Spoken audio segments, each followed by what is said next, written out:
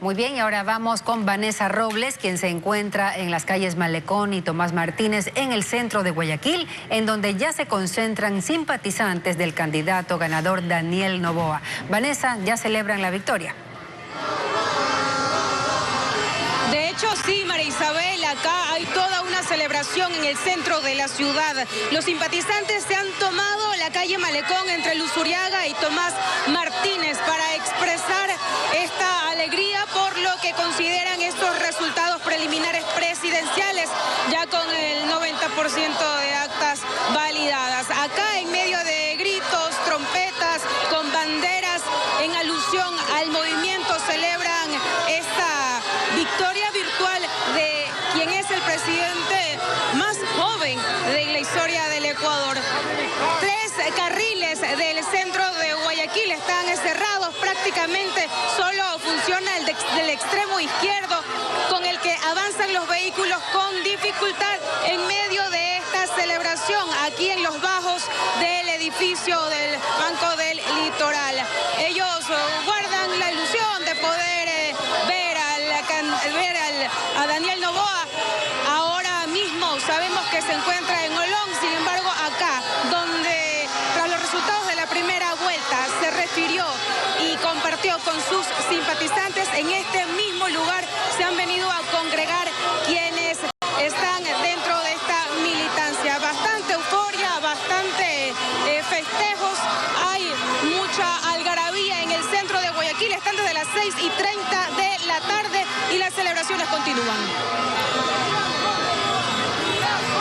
Pues un ambiente ya de celebración tras conocerse ya los resultados oficiales que hablan de un triunfo contundente de Daniel Noboa para la presidencia de la República. Nosotros hacemos una pausa, pero ya regresamos con el análisis político y nuestros invitados en el set de Ecuavisa. Elecciones 2023. Siga con nosotros.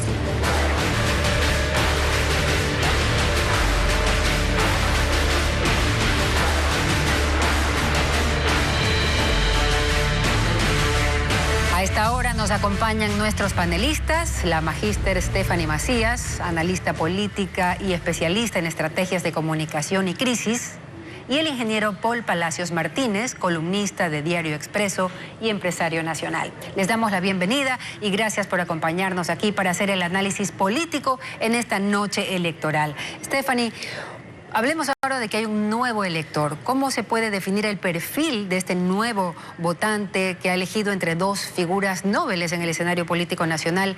¿Y cómo podríamos decir también incidieron el marketing y las estrategias de campaña que se utilizaron entre estos dos finalistas para tratar de captar a ese votante volátil en una elección express? Hola, buenas noches. La realidad es que hemos presenciado una nueva forma de hacer política, donde cohabita la realidad digital y la realidad y la identidad presencial. ¿Por qué? Porque hemos visto una especie de política híbrida, donde ha habido un acompañamiento y un puerta a puerta, tanto en lo que se le dice territorio, como en el territorio ahora digital. Es una nueva forma de comunicarse. El nuevo elector pide ser incluido, pide que se le consulte, que se lo haga parte. Y esta campaña de los dos lados ha intentado conectar tanto en el terreno digital como en el terreno presencial. Y para ello la campaña de Daniel tuvo a alguien que logró de alguna manera traducir y entender y tomar esa temperatura entre la nueva realidad digital y presencial. Y quiero felicitar al estratega Iván Carmiñani.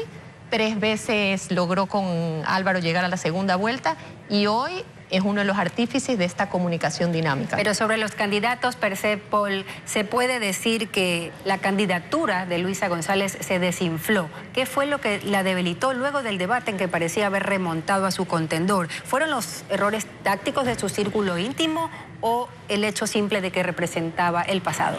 Creo que hay 2 elementos y antes quisiera, Marisabel, felicitar indudablemente al candidato ganador y naturalmente felicitar también a la candidata Luisa González. Creo que su discurso ha sido un discurso alentador respecto a lo que podemos hacer en el futuro. Me parece que en las últimas 3 semanas había una cantidad importante de indecisos y el concepto que antes Stephanie decía de integrar a los indecisos, al votante, especialmente al votante más joven, dentro de las redes sociales para que sea partícipe de la campaña, creo que generó la diferencia. Si bien en el debate hubo una reducción importante de la brecha que los separaba, el hecho mismo de tener, especialmente en la última semana, una participación extraordinariamente fuerte en las redes, integrando a esos indecisos, creo que dio el curso final de este casi 4% de diferencia entre una y otra candidatura. Podríamos decir, Stephanie, respecto de la polarización que se vive en el país, más allá de las corrientes correísta o anticorreísta, que también este ha sido un factor que ha definido de forma clara los resultados electorales en este nuevo mapa político del país. Yo creo que el nuevo elector es un elector pragmático sin memoria electoral. Creo que la elección se definió por quién conectó más con la audiencia. La polarización no solo en el Ecuador, en el mundo entero se está viendo estos conmigo o contra mí. Y creo que de alguna manera la nueva política, la cual ese nuevo Ecuador en la campaña que vimos de Daniel Noboa, era tratar de unir esos puentes y evitar la confrontación. Vimos que este nuevo elector rechaza el status quo y asocia la vieja política con los políticos que confrontaban. Pero vamos a tener un problema a la larga porque al final del día vamos a tener que hacer o presentar nuestras posiciones de lado y lado, porque al final del día para llegar y hacer país tienes que encontrar los dos puntos y llegar a un consenso. ¿Cómo lo haces para que el nuevo elector se sienta incluido en el debate sin que sienta que es confrontación? Pero al final del día el país se hace a través de los múltiples puntos de vista. ¿Cómo llegas a esa mitad? Y ahora, ¿qué hacemos luego de este voto emocional? Porque definitivamente el debate no permitió profundizar en las propuestas y en los planes de los candidatos, y la gente o los electores también podrán exigirle inmediatez a ese mismo gobierno que una vez instalado empieza a perder capital político. Aquí hay una complejidad, y es que hay cosas trascendentes, importantes en lo económico, que se tienen que tomar, que se tienen que asumir y que son costosas en lo político. Y el problema duro, profundo de lo que hoy vivimos en comunicación es que el presidente de la República o el mandatario en las distintas dignidades cada día está recibiendo una encuesta y generalmente actúa respecto de las encuestas en el inmediatismo que las encuestas representan y no en la importancia de las decisiones profundas que pudieran costar capital político, pero que van a tener trascendencia en el tiempo. Y un ejemplo de eso antes lo dio Augusto de la Torre. Es vital en este país hacer una corrección en el tema combustibles, es vital. Pero cada día las redes sociales hacen una encuesta, una exposición de la opinión de los electores. Y se necesita muchísimo valor por parte del mandatario para tomar decisiones que tienen un enorme impacto en el futuro, pero que en el corto plazo pudieran tener un costo. Lo cierto sí es que en los planes de gobierno están detallados los qué, pero nuevamente caímos en que no está el cómo ni con qué dinero. Lo que pasa, desafortunadamente, es que uno puede ganar con el 50% más 2, pero no puede gobernar con el 50% más 2. Necesita de una enorme coalición y en esa enorme coalición hay intereses, hay parcelas de poder, hay un enorme propósito de algunos grupos para cooptar ese poder y los beneficios que el poder representa en la administración pública. Hablemos ahora, Stephanie, de lo que podríamos denominar el fenómeno Noboa. Daniel Noboa se convirtió en un fenómeno electoral como finalista de último momento, ese outsider que conectó con los jóvenes no solamente, sino también con ese porcentaje de indecisos que finalmente han sido determinantes en las urnas. Entonces, estamos hablando de entrar en una era del relevo, por un lado generacional, pero también de una esperanza que ha significado ya tomada la decisión hoy de dejar atrás la vieja política. Esto le implicará a Daniel Noboa ir más allá de estas simpatías que ha despertado en las redes y tomar muy en serio la gran responsabilidad de conducir los destinos del Ecuador desde la presidencia. Definitivamente. Tenemos que entender que el promedio del ecuatoriano es 28,5 años. 38% del ecuatoriano son jóvenes. Pero también es cierto que existe un ecuatoriano de a pie, un adulto mayor, que también requerirá no solo de que se prioricen sus necesidades, sino también que se los incluya. En el caso de los jóvenes, Daniel Noboa logró conectar con ellos, logró, como hablamos antes, logró cohabitar entre su realidad digital y su realidad presencial con los famosos cartones. ¿Por qué? Porque al final ya los entregaba, pero en un momento comenzó como una dinámica en la cual la gente recorría las calles buscándolo. Y esto tiene varias aristas, y una de ellas es que con la inseguridad que hemos estado viviendo, la gente no estaba saliendo a las calles. Y esto es importante, ¿por qué? Porque el político no solo con certezas, porque como decía Paul, vas a necesitar tener la firmeza y la asertividad para tomar decisiones a mediano y corto y mediano plazo que afecten, pero va a tener que tratar de cohabitar con esta encuesta diaria. Y el ciudadano va a tener que entender que muchas veces, a pesar de que no estén de acuerdo, es lo necesario. Entregar certezas dentro de la incertidumbre va a ser la complejidad de lo que le va a tocar gobernar. Interesante, pero también, Paul, este es un país que vive sin consensos o que sobrevive sin consensos, y Noboa representa ese cambio escogido por los votantes, tal vez en ese afán de que no haya confrontación, que se busquen acuerdos mínimos, y hemos visto que la candidata que ha aceptado la derrota ha admitido la posibilidad de fijar acuerdos mínimos. ¿Será posible? Yo creo que estas elecciones tienen un mensaje importante, especialmente a los viejos dirigentes de aquello que en algún momento se llamó la partidocracia. Y el mensaje es: déjennos en esta oportunidad sin su talento. Sepárense por un momento de lo que han venido haciendo en el tiempo, de esta dirección de los distintos grupos políticos y de los grupos sociales, y permitan que esta generación intermedia de chicos entre los 25, los 45, los casi 50 años, trabajen por el país. Entonces, si estos líderes antiguos que no están dentro del proceso de toma de decisiones pueden separarse, creo que va a haber una mayor probabilidad de lograr acuerdos. Hay que entender también que la asamblea no es una asamblea monolítica. La pérdida de Fernando Villavicencio deja un bloque que seguramente va a tener dentro de su propia constitución fracturas. El Partido Social Cristiano, que llegó con una cantidad importante de asambleístas, llegó con un candidato a presidente distinto que no vino del seno del Partido Social Cristiano. La propia Revolución Ciudadana tiene distintas tendencias. Entonces, amalgamar todas estas tendencias en torno a un plan de gobierno de muy corto plazo, pero esto no es un gobierno de 4 años, va a ser un gobierno de 15 meses. Las alianzas entonces serán indispensables. Definitivamente, pero también va a ser un reto porque no podemos descartar lo que hablamos por el micrófono de las canas y la experiencia.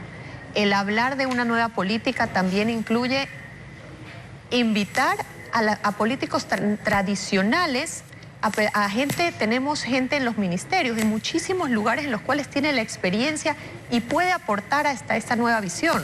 Entonces, cuidado, nos equivocamos y solo ponemos los nuevos.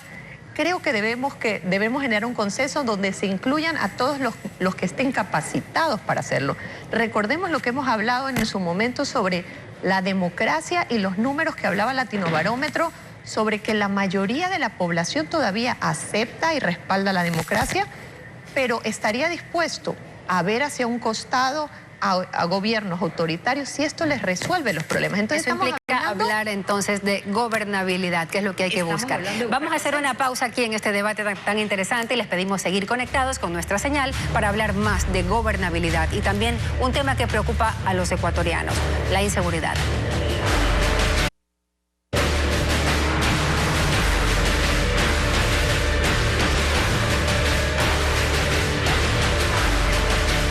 Continuamos en este debate sobre los enfoques políticos de esta noche electoral, junto con Stephanie Macías y Paul Palacios, nuestros panelistas invitados. Vamos a ahondar en el tema de la gobernabilidad. ¿Podemos decir que Ecuador es un país ingobernable? Acabamos de vivir la muerte cruzada, el obstruccionismo parlamentario y todas las iniciativas del Ejecutivo que fueron torpedeadas en su momento y que han terminado ya en una elección para completar un periodo presidencial. ¿Esa pugna de poderes se puede terminar? ¿Cómo romperla?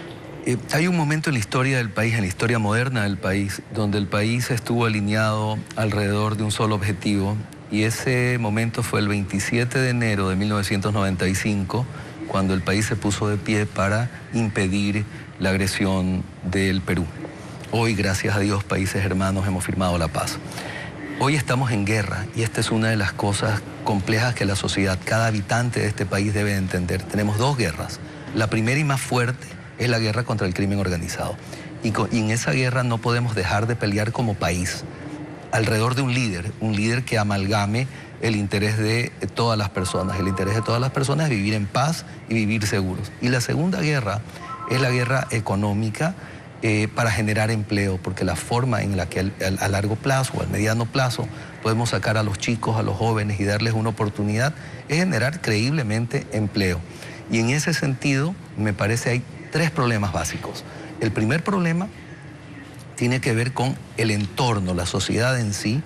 El segundo problema tiene que ver con quienes manejan los ministerios, quienes son los tradicionales manejadores de los ministerios. Uno llega como presidente y pone un ministro, pero el ministerio no se maneja con el ministro, se maneja con... Hay un aparataje estatal. En esa línea hay que hacer una reforma profunda, tal vez el tiempo no daría tampoco, pero interrumpo ese punto por un momento porque también el Ejecutivo tiene sus propias facultades. ¿Por qué depender de lo que pueda o no pactar o convenir con la Asamblea en términos de proyectos puntuales? Definitivamente el reto de este nuevo gobierno es entender los tiempos. Comentábamos que más o menos se posicionará en enero. En marzo ya comenzaría la precampaña presidencial. Esto significa que cada uno ya tendrá su agenda. Creería que el nuevo gobierno tiene que primero sentar su agenda, priorizar y entender que tal vez desgastar su músculo político en impulsar reformas en leyes en la Asamblea sería mucho.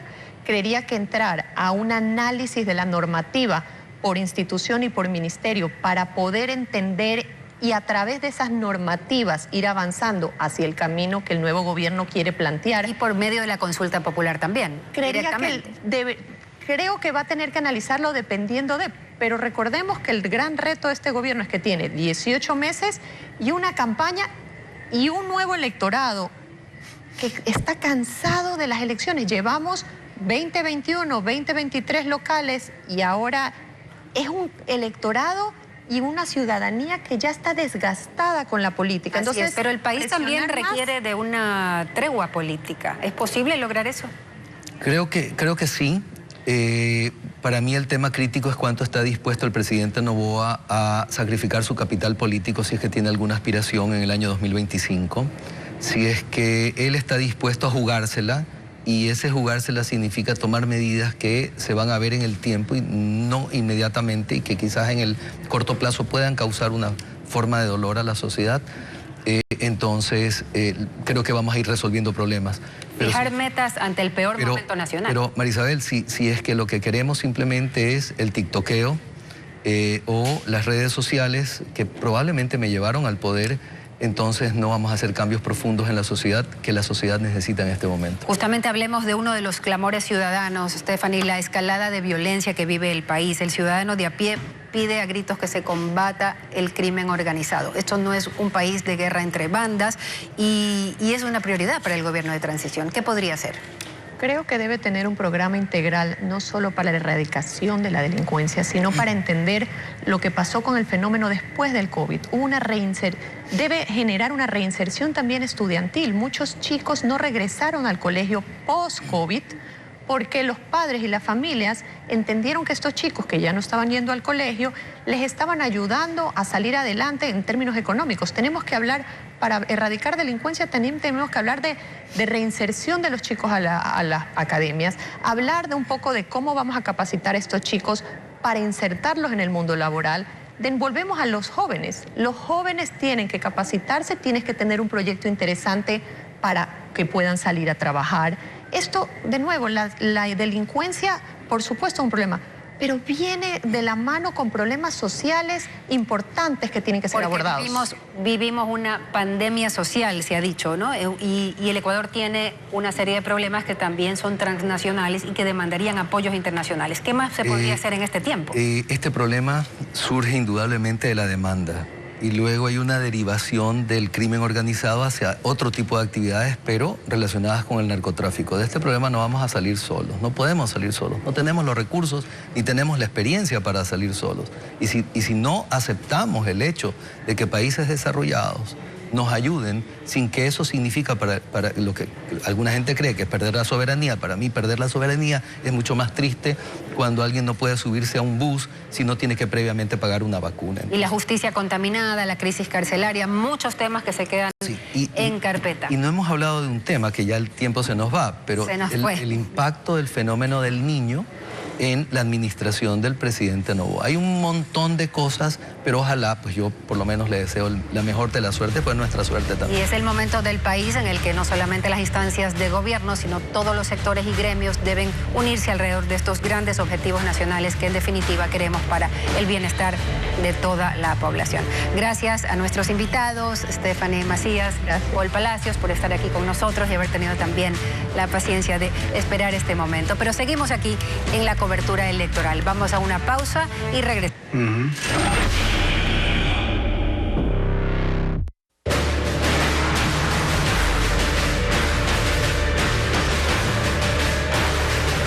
Estamos de regreso, este es Ecuavisa Elecciones 2023. Jóvenes de diferentes provincias exponen las expectativas que tienen del próximo presidente o presidente de la República. Ellos coinciden en que el nuevo gobierno debe mejorar el sistema educativo y la seguridad.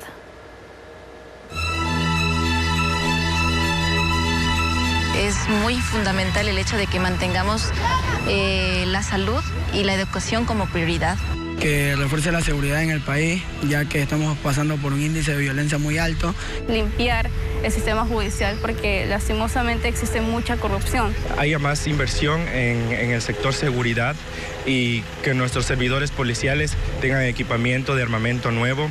Esperemos que en educación ayuden al nuevo ingreso a los estudiantes que están, miles de estudiantes esperando ingresar.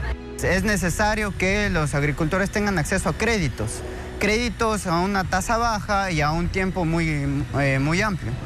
Mejor el sistema de la salud porque hoy en día uno va a los subcentros tipo C y no se encuentra ningún tipo de medicina. Que en estos momentos exista mucha más producción, yo creo que esto es mediante crecimiento económico, es decir, dar más facilidades tributarias para el pequeño, mediano empresario puedan crecer y así aumentar la competitividad que debe haber en el mercado. Que haya apoyo cultural hacia los niños, jóvenes y adultos y que se abran nuevos espacios de talleres, de danza, de música. Deberíamos tratar de mantener la economía estable, tratar de darle más funcionamiento a lo que es el tema del IES, que ya está a punto de quebrar. Se enfoque en el tema de vialidad. Conocemos que la Amazonía es el lugar donde se extrae el petróleo y muchas de las vías se encuentran en mal estado. Y hace pocos minutos, Daniel Noboa agradeció al electorado que votó por él para llegar a Carondelet. Vamos a escuchar nuevamente parte de sus declaraciones hechas en la provincia de Santa Elena. Quiero agradecer a Lavinia, mi esposa, a mis padres. Quiero agradecerle a Dios por haberme dado la oportunidad de servir a mi país de la manera en que lo voy a hacer ahora. Y también darle gracias a todas esas personas que han sido parte de un proyecto político nuevo, de un proyecto político joven, de un proyecto político improbable. Un proyecto político el cual su fin era devolverle una sonrisa al país, era devolverle la paz a un país, volverle a dar educación a la juventud, poderle dar empleo a la cantidad de personas que hoy en día lo están buscando, darle tranquilidad a las familias que hoy en día no pueden salir a la calle y darle progreso a un país que tiene todo para hacerlo, un país que tiene todos los elementos para ser un ejemplo mundial. Nosotros hoy cerramos un capítulo de campaña, mañana empezamos a trabajar por ese nuevo Ecuador, mañana empezamos a trabajar. Mañana empezamos a trabajar para reconstruir un país que ha sido gravemente golpeado por la violencia, por la corrupción y por el odio. Desde mañana empieza a trabajar la esperanza, desde mañana empieza a trabajar Daniel Noboa, su nuevo presidente de la República. Muchas gracias.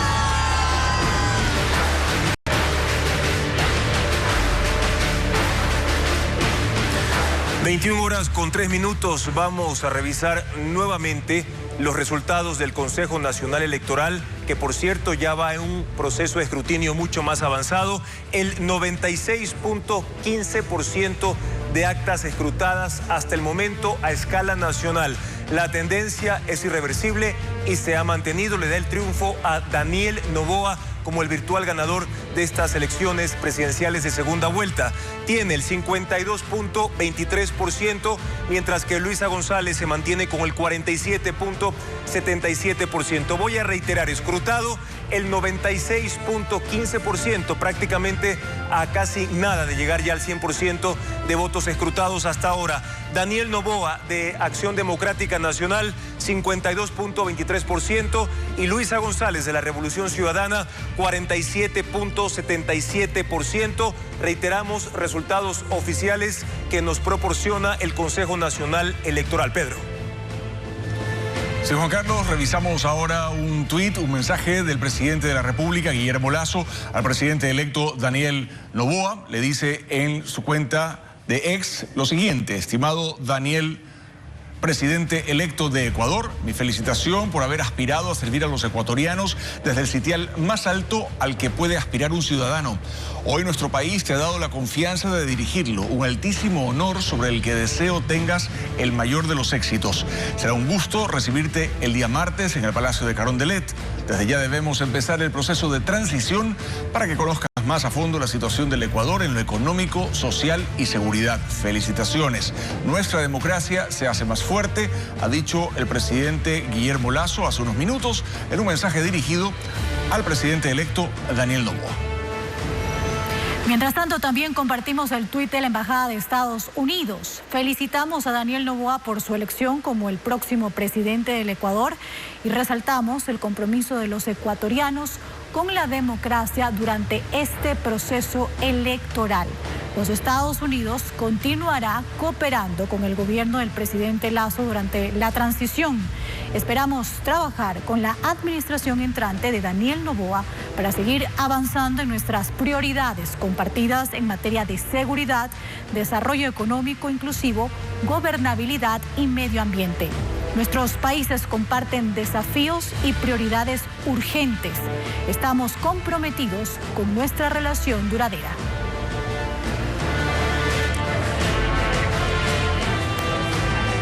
Y casi al cierre ya de esta transmisión especial de Ecuavisa, les comentamos que a menos de 2 semanas para los comicios anticipados, Televistazo preparó los perfiles de los candidatos a la presidencia de la República. Hoy ahondamos más sobre Daniel Noboa Asín, el empresario con formación académica en los más importantes foros universitarios del mundo. Deportista y músico, Noboa es heredero de un linaje corporativo y también político. Con 35 años, Daniel Noboa Asín es en la papeleta presidencial el más joven de los aspirantes. Más de una vez le han dicho que su participación es el capricho de un niño rico que quiere llegar al poder, pero la política a Noboa le viene por línea directa. Hijo del empresario Álvaro Noboa, 5 veces candidato a la presidencia de la República, y de Anabela Asín, 2 veces candidata a la vicepresidencia, diputada y asambleísta constituyente. Es el primero de 4 hermanos y lo bautizaron Daniel por el personaje bíblico que sobrevivió al foso de los leones. Y si esa referencia no fuera suficiente, su segundo nombre es Roy Gilchrist, que según su padre significa Rey Servidor de Cristo. Si hubiera que definirlo fuera de empresario, la palabra que mejor conviene es deportista. Daniel Noboa corre maratones y su día empieza a las 5 de la mañana, ya sea para sumar kilómetros o para quemar calorías en el gimnasio. Fue entrenando artes marciales como conoció a Marlon Chito Vera. En mi caso, Daniel Noboa estuvo ahí. Él me ayudó cuando más lo necesitaba. Quien públicamente respalda su candidatura, aunque su hermano fuera candidato a alcalde de Chone por la Revolución Ciudadana. Noboa lo respaldó económicamente en sus inicios, cuando no era un luchador famoso y conseguir auspicios que le permitieran dedicarse por completo a su carrera era difícil.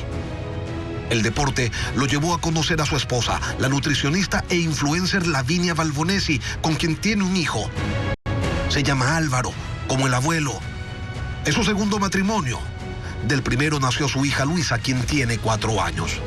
Su niñez y adolescencia estuvo flanqueada por campañas electorales en las que de a poco se fue involucrando. A los 21 años fue el director logístico del binomio presidencial Noboa-Asín. En ese momento, él ya era un empresario. Arrancó apenas cumplió 18 años con DNA Entertainment Group, empresa dedicada a la organización de eventos y conciertos. El dinero lo consiguió vendiendo su colección de guitarras y su consola de PlayStation. Daniel Noboa toca algunos instrumentos y también canta. Es ecuménico en ese plano. Lo mismo escucha reggaetón, rock o salsa. En la Corporación Noboa, un conglomerado de 128 empresas que opera en 50 países del mundo y que fue fundada por su abuelo Luis Noboa Naranjo, también estuvo. En sus recuerdos se mantienen vivos los viajes familiares a la casa de los Hamptons en Long Island, donde residen multimillonarios y celebridades. Y allí, las actividades cotidianas de su padre limpiando, que lo hacía muy mal, o de su madre cocinando. Su formación académica fue en Administración de Negocios. Estudió en la Universidad de Nueva York. Tiene una maestría de Kellogg en Administración de Empresas, una de Harvard en Administración Pública y otra de George Washington University en Gobernanza y Comunicación Política. En sus días de universitario fue seleccionado de snowboard y, según dice, su ingreso a Harvard lo hizo sin la ayuda de su padre. El consenso. Su primera participación en política se dio en 2021. Corrió para asambleísta en representación de Santa Elena y resultó electo. En su comisión se gestaron 11 leyes. En septiembre del 2022 se granjeó una lluvia de críticas por haber pagado el viaje de 6 legisladores a Rusia. Él dijo que ese periplo solo lo hizo para estrechar lazos con la Rusia de Putin. A pocos convenció. Noboa quería participar en las presidenciales del 2025, pero la muerte cruzada trastocó sus planes.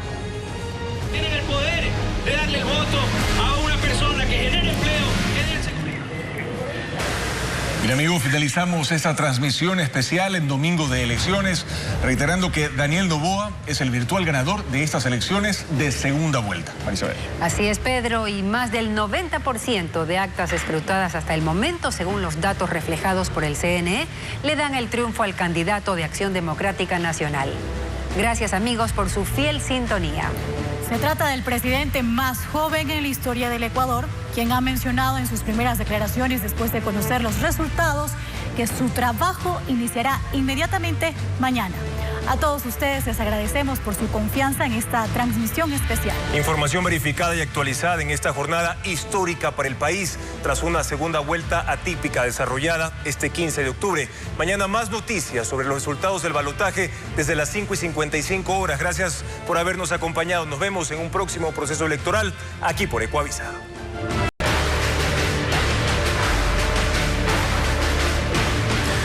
21:03. Vamos a revisar nuevamente los resultados del Consejo Nacional Electoral, que por cierto ya va en un proceso de escrutinio mucho más avanzado. El 96.15% de actas escrutadas hasta el momento a escala nacional. La tendencia es irreversible y se ha mantenido. Le da el triunfo a Daniel Noboa como el virtual ganador de estas elecciones presidenciales de segunda vuelta.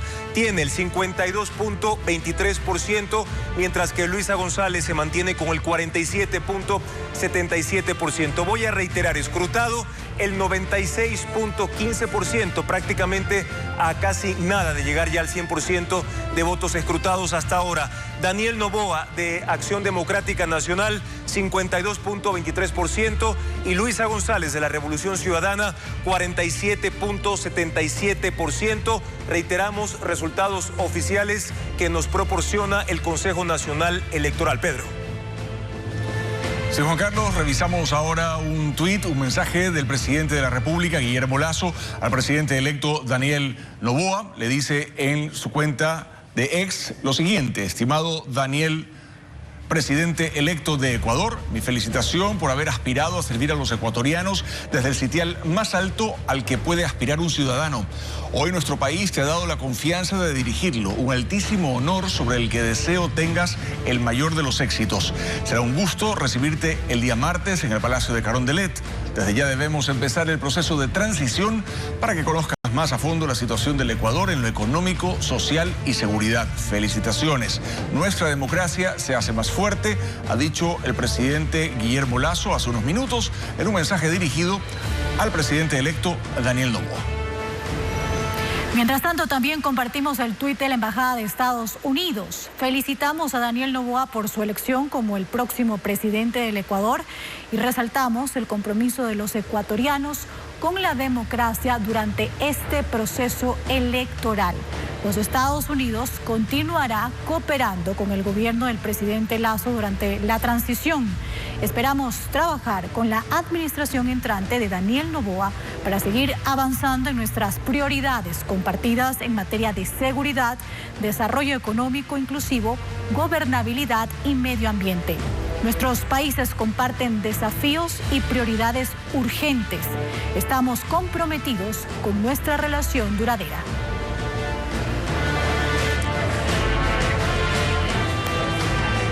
Y casi al cierre ya de esta transmisión especial de Ecuavisa, les comentamos que a menos de 2 semanas para los comicios anticipados, Televistazo preparó los perfiles de los candidatos a la presidencia de la República. Hoy ahondamos más sobre Daniel Noboa Asín, el empresario con formación académica en los más importantes foros universitarios del mundo. Deportista y músico, Noboa es heredero de un linaje corporativo y también político. Con 35 años, Daniel Noboa Asín es en la papeleta presidencial el más joven de los aspirantes. Más de una vez le han dicho que su participación es el capricho de un niño rico que quiere llegar al poder, pero la política a Noboa le viene por línea directa. Hijo del empresario Álvaro Noboa, 5 veces candidato a la presidencia de la República, y de Anabela Asín, 2 veces candidata a la vicepresidencia, diputada y asambleísta constituyente. Es el primero de 4 hermanos y lo bautizaron Daniel por el personaje bíblico que sobrevivió al foso de los leones. Y si esa referencia no fuera suficiente, su segundo nombre es Roy Gilchrist, que según su padre significa Rey Servidor de Cristo. Si hubiera que definirlo fuera de empresario, la palabra que mejor conviene es deportista. Daniel Noboa corre maratones y su día empieza a las 5 de la mañana, ya sea para sumar kilómetros o para quemar calorías en el gimnasio. Fue entrenando artes marciales como conoció a Marlon Chito Vera. En mi caso, Daniel Noboa estuvo ahí. Él me ayudó cuando más lo necesitaba. Quien públicamente respalda su candidatura, aunque su hermano fuera candidato a alcalde de Chone por la Revolución Ciudadana.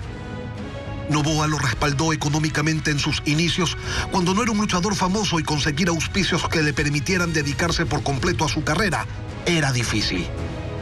El deporte lo llevó a conocer a su esposa, la nutricionista e influencer Lavinia Balbonesi, con quien tiene un hijo. Se llama Álvaro, como el abuelo. Es su segundo matrimonio. Del primero nació su hija Luisa, quien tiene 4 años. Su niñez y adolescencia estuvo flanqueada por campañas electorales en las que de a poco se fue involucrando. A los 21 años fue el director logístico del binomio presidencial Noboa Asín. En ese momento, él ya era un empresario. Arrancó apenas cumplió 18 años con DNA Entertainment Group, empresa dedicada a la organización de eventos y conciertos. El dinero lo consiguió vendiendo su colección de guitarras y su consola de PlayStation. Daniel Noboa toca algunos instrumentos y también canta. Es ecuménico en ese plano. Lo mismo escucha reggaetón, rock o salsa.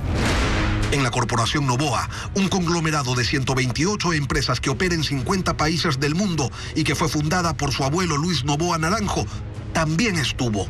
En sus recuerdos se mantienen vivos los viajes familiares a la casa de los Hamptons en Long Island, donde residen multimillonarios y celebridades.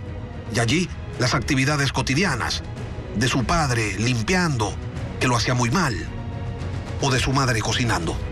Su formación académica fue en administración de negocios.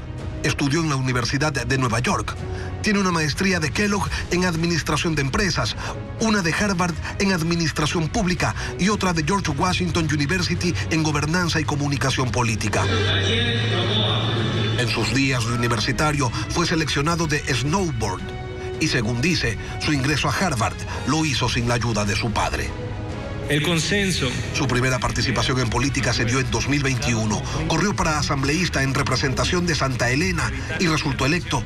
En su comisión se gestaron 11 leyes. En septiembre del 2022 se granjeó una lluvia de críticas por haber pagado el viaje de 6 legisladores a Rusia. Él dijo que ese periplo solo lo hizo para estrechar lazos con la Rusia de Putin. A pocos convenció. Noboa quería participar en las presidenciales del 2025, pero la muerte cruzada trastocó sus planes. Tienen el poder de darle el voto a una persona que genere empleo, genere seguridad.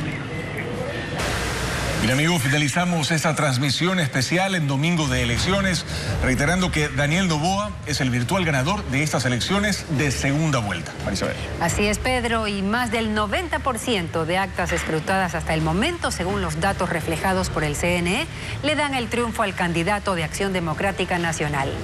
Gracias, amigos, por su fiel sintonía. Se trata del presidente más joven en la historia del Ecuador, quien ha mencionado en sus primeras declaraciones después de conocer los resultados que su trabajo iniciará inmediatamente mañana. A todos ustedes les agradecemos por su confianza en esta transmisión especial. Información verificada y actualizada en esta jornada histórica para el país, tras una segunda vuelta atípica desarrollada este 15 de octubre. Mañana más noticias sobre los resultados del balotaje desde las 5:55 horas. Gracias por habernos acompañado. Nos vemos en un próximo proceso electoral aquí por Ecuavisa.